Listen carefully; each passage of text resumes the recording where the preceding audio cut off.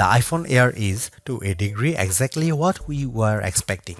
Apple's thinnest iPhone ever, measuring just 5.64mm. It feels light, balanced, and durable thanks to a grade 5 titanium frame and ceramic shield glass. In the hand, it is sleek and refined. I have been using my sky blue unit for a week now and it is still turning heads. The 6.5-inch Super Retina XDR OLED display is excellent. It is an always-on display that supports ProMotion, HDR, and brightness up to 3000 nits. It is slightly bigger than the iPhone 17's screen, which gives apps, text, and videos more room to breathe, and it looks great whether I'm scrolling TikTok, watching HDR videos, or just browsing outside on a sunny day. iOS 26 feels tailor-made for the Air with its new liquid glass design that looks striking and complements the physical build. Messages now support custom backgrounds, typing indicators, and polls, while the phone app and visual intelligence get useful upgrades. And while Siri's full AI overhaul isn't here yet, Apple Intelligence features are starting to appear. The biggest trade-off comes with the camera setup. There is just a single 48-megapixel camera lens on the rear of the phone. It produces sharp, natural-looking photos and impressive portraits, but you will miss the flexibility of a telephoto or ultra-wide if you are used to them. The selfie camera is excellent too. The Apple's center stage smarts for automatic, wide, and ultra-wide framing, and dual capture is genuinely fun.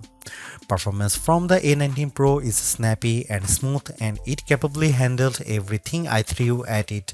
Though the phone doesn't get warm during fast charging or heavy gaming, battery life is decent but not class-leading enough for a workday, usually 6 to 8 hours of use. With my best stretch hitting around 10 hours away from the charger. Power users may want to invest in the $99 MagSafe Battery Pack, which matches the phone's slim profile and adds about 65% more life, but it is an added cost. The iPhone Air isn't the best iPhone for photography or endurance, but as a design statement, it's a gem. It feels like the most exciting iPhone Apple has released in years, and while it costs more than the iPhone 17 with fewer cameras and shorter battery life, it delivers value in other key areas. Apple unveiled the iPhone Air at its September 9, 2025 awe-dropping event alongside the iPhone 17, iPhone 17 Pro, iPhone 17 Pro Max, AirPods Pro 3, and 3 new Apple Watches. The Air, though, stands out with its entirely new design and is a whole new category of iPhone. It starts at $999 for 256 GB of storage, or you can bump that up to the 512 GB for $1,199 or 1 TB for $1,399. The iPhone Air is an eSIM only device worldwide and comes in 4 colors: sky blue, light gold, cloud white, and space black. I've been testing a 1 TB iPhone Air in sky blue. Apple will officially launch the iPhone Air on September 19, 2025, but it's up for pre-order now from the company's online store, authorized retailers, and carriers. If you are following the Apple rumor cycle, we were all expecting an ultra-thin iPhone to be released, one that would potentially go thinner than the iPhone 6 or 6 Plus, be more stunning than the iPhone X, and offer a truly refreshed look and feel for the iPhone.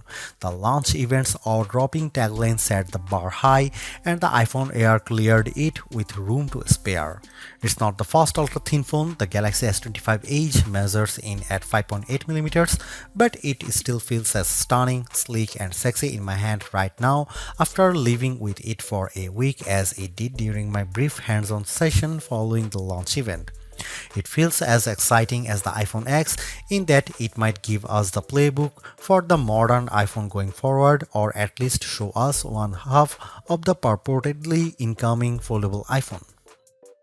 The photos released by Apple and even those shot by me for this review only do it partial justice. The iPhone Air is the best representation yet of Apple's vision for an iPhone that's just glass. It weighs in at just 5.82 ounces or 165 grams, fully justifying the Air moniker. Much like the iPhone 17 or even Pro Max, it feels balanced, not too top heavy, not too bottom heavy. It's Goldilocks ergonomics. I don't know if I'd quite call it awe-dropping, but the thinness is the part that gets people excited. At its thinnest, the iPhone Air is 5.64mm or 0.22 inches, and the plateau only jutes out of a bit more. I was instantly wowed, and over the course of a week, I have really become accustomed to this look and feel for an iPhone. While conducting some testing over the week, I showed it to my brother and sister-in-law, who were both visibly impressed when holding it. They asked about durability and were a little stunned at the overall feel. Then came the questions about battery life and the camera, both of which I will address below, and whether the USB-C port was thinner. On that last point, it is still a regular USB-C port, but to fit it in this frame and get in this small, Apple's design team started by 3D printing a custom one. And given how thin this phone had to be, Apple went back to grade 5 titanium for the shell and sides of the device.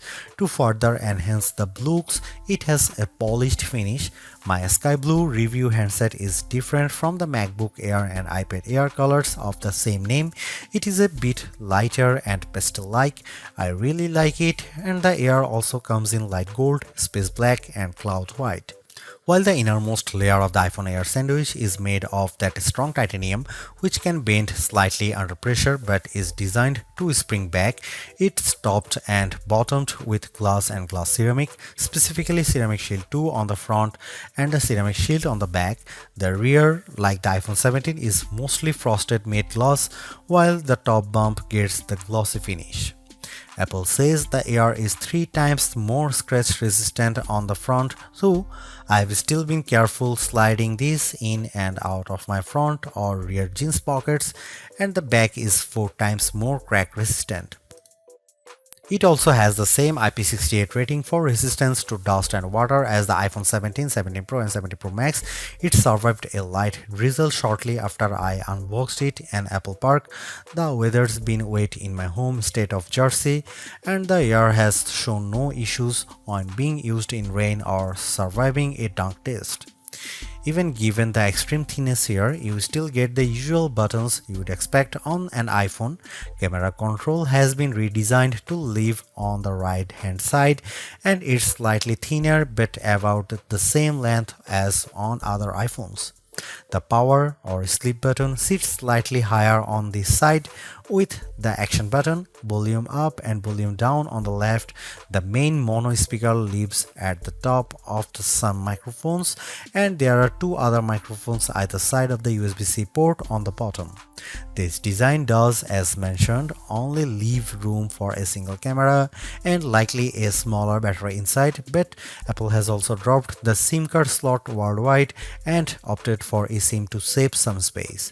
The iPhone Air is stunning, attracts a lot of admiring glances, and feels like biggest refresh in iPhone design we have seen in a while. Yes, it's the same key parts, just compressed, but in use it feels like the perfect showcase for iOS 26. If you are after Apple's best design this year, I think it is clearly the iPhone Air. For $999 US, it would be a little mean for Apple not to include promotion or always-on functionality here, and the iPhone Air supports both. As a whole, the screen is basically in line with those on the iPhone 17, 17 Pro or 17 Pro Max. The front of the iPhone Air is nearly all glass, except for a thin black bezel that turns into the sloped polished side. It's a 6.5-inch Super Retina XDR OLED display with a resolution of 2376 by 1260, which works out to 460 pixels per inch. It tops out at 3000 nits of brightness when needed, supports the white color P3 gamut and HDR, and features an anti-reflective coating. It also has the same dynamic island as the rest of the iPhone 17 line. In daily use, the display is really the main appeal here.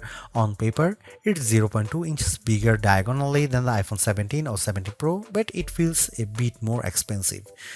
It offers more lines of text or a slightly expanded view when viewing a web page. Games or movies feel a little more like an event, and it offers a broad canvas for iOS 26. Lay two of these phones side by side and I think you'd have some idea of what Apple is planning to bring us with its long rumored folding iPhone, and it would look mightily impressive, but we are not quite there yet. And it's still smaller than the Pro Max. Colors looked punchy and vibrant, text was inky black and crisp, and it was a great display for daily use. I found that it got bright enough to battle the bright sunshine of California, the late summer sunshine of New Jersey and New York, as well as bright artificial lighting. I liked scrolling TikTok and Instagram Reels or watching a video on it, mainly thanks to the super smooth Pro Motion display. And iOS 26 with its liquid glass makeover looks fantastic here. I have a feeling that the design team at Apple knew the Air was on the roadmap when designing the liquid glass. iOS 26 is running on the iPhone Air out of the box, and as on any iPhone, announces itself with a hello on the first boot. You will get a sense of the new translucent glass-like nature of the software pretty quickly. It's mostly visible in how notifications refract over your wallpaper or up top with whatever is behind the element. I especially like the way the bottom menu bars look like this, although legibility can be an issue at times depending on what's behind the element. You'll also notice a difference if you use light mode or dark mode. The redesign is only a portion of iOS 26 as Apple's latest OS introduces a number of new features. I am keen to put many of the new parts of messages to the test with my friends and various group chats. With the latter, you will now get typing indicators and you can set a custom background for any message group or individual. This will, I have a feeling, be an especially tough test for legibility with the liquid glass components. You also have the option to add polls in group messages, which is a fun way to decide on activities or maybe pick a restaurant. The phone app is entirely new, though you can switch back, placing your favorites up top, and below that is a combined list of outgoing and incoming calls, missed calls, and even voicemails. It can be a lot to process at first, but after months on the beta, I am more or less used to it, although I have switched back to the original setup occasionally as the new one makes voicemails a little harder to track down. You can also use live translation during calls, which can be helpful for international travel, and I especially like the wait on hold feature. Visual intelligence, which is engaged with a long press of camera control, is a bit smarter here and now identify events to add your calendar and integrate with apps that add support with the API. However, we are still waiting on the full AI-powered Siri, and many of the new Apple Intelligence features aren't front and center here. This is where the compromises necessitated by the iPhone Air's unfeasibly thin design begin. The iPhone Air only features a single 48-megapixel fusion camera on the back. It can shoot at 1x, a sensor crop in 2x, or a maximum digital 10x, but the quality falls off noticeably with the latter. I'll cut to the chase here. If you are after the iPhone with the best cameras or even just some variety for shooting, this is probably not it.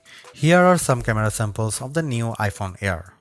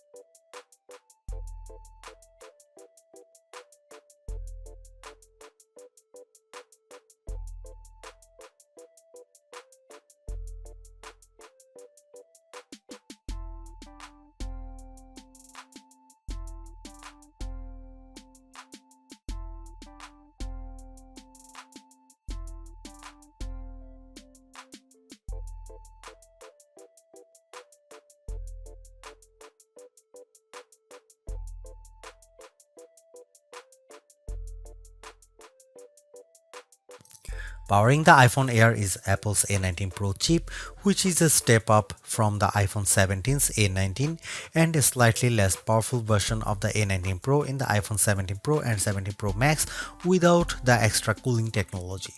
The A19 Pro here is a 6-core CPU with 2 performance and 4 efficiency cores, a 5-core GPU and a 16-core neural engine.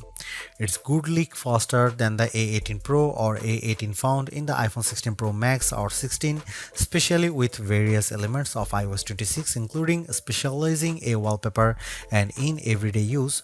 Compared to the standard iPhone 17, I would say performance is about neck and neck. The A19 Pro is arguably being used here to help regulate performance temperature. I did notice the iPhone Air heating up during the first few days while it was still indexing and charging, especially from 0% to about 50% before cooling as it slowed near 80%. It also warms up when multitasking with demanding apps at times. For example, if I am on a call and launch a game like Asphalt 9, the area around the camera housing on the rear can get noticeably warm, though it cools quickly as performance regulates. The heat doesn't spread below the Apple logo, and a case like Apple's bumper or clear option helps keep it from your fingertips. Keep in mind that basically all the components do live in the plateau, including the silicone, so it makes sense that the area does heat up. When it comes to non-gaming tasks, though, the iPhone Air handles everything well and delivers strong performance while keeping cool.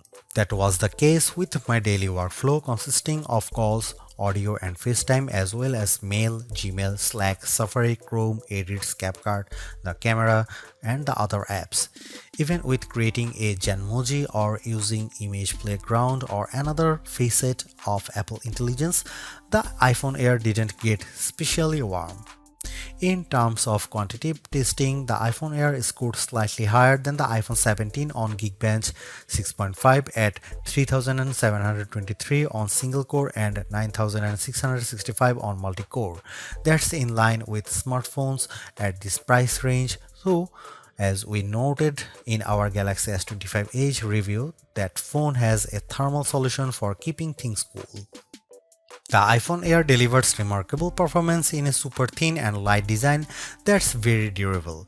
I especially like getting A19 Pro power in something this compact, but you have to make some trade-offs for the steep $999 price. You get only a single rear camera, which means no telephoto zoom, ultra-wide or macro shots, and while the Air's battery life is solid, it's a few hours behind the iPhone 17 Pro Max.